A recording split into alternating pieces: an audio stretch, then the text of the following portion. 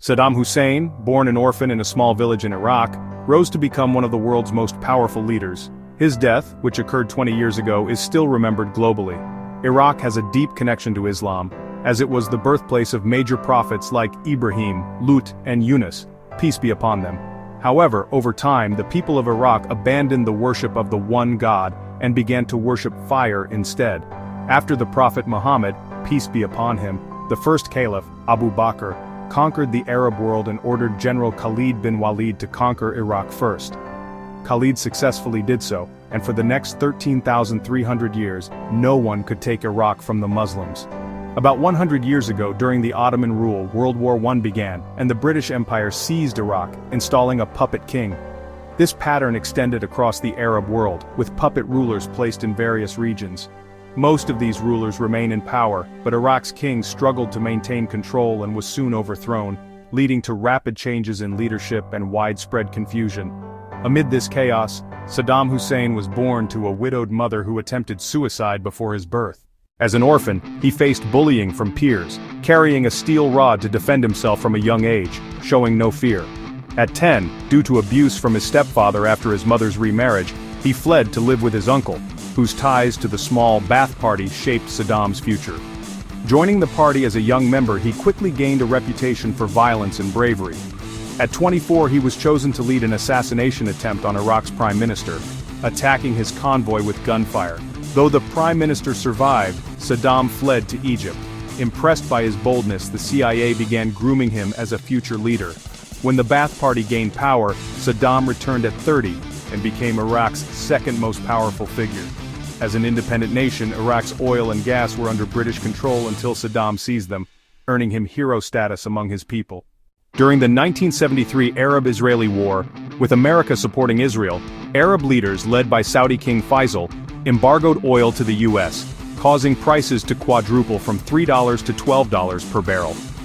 Saddam capitalized on this, modernizing Iraq with electricity, free schools, and hospitals, making the Iraqi dinar worth $3.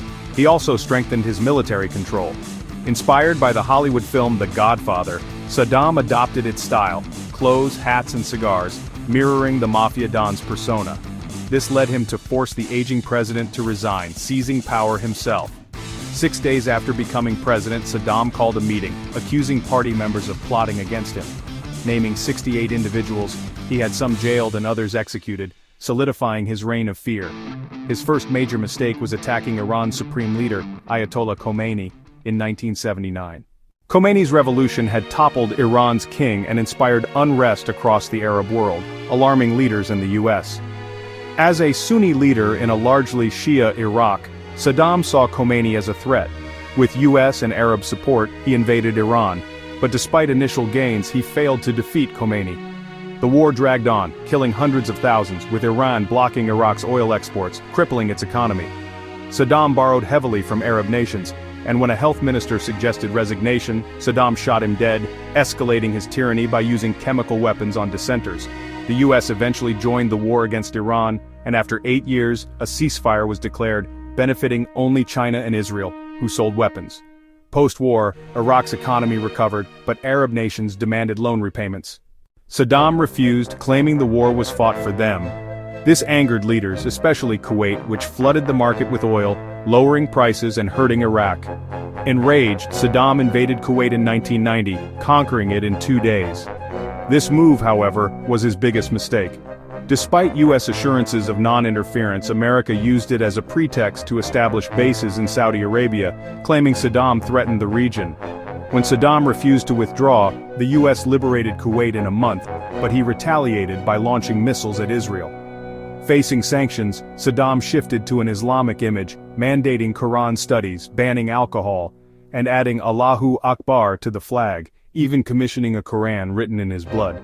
Yet sanctions devastated Iraq's economy, leading to starvation. His sons-in-law defected, alleging Saddam had chemical and nuclear weapons, a claim later disproven by UN inspections. After the 9/11 attacks, the US sought to link Saddam to terrorism to justify an invasion for Iraq's oil. Despite global protests, America attacked in 2003, overthrowing Saddam in a month.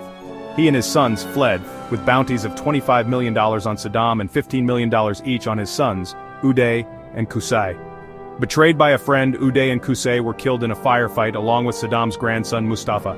Saddam, hiding in a cramped underground bunker, surrendered in 2003. Tried and sentenced to death in 2006, he defiantly criticized America and Israel before his execution by hanging.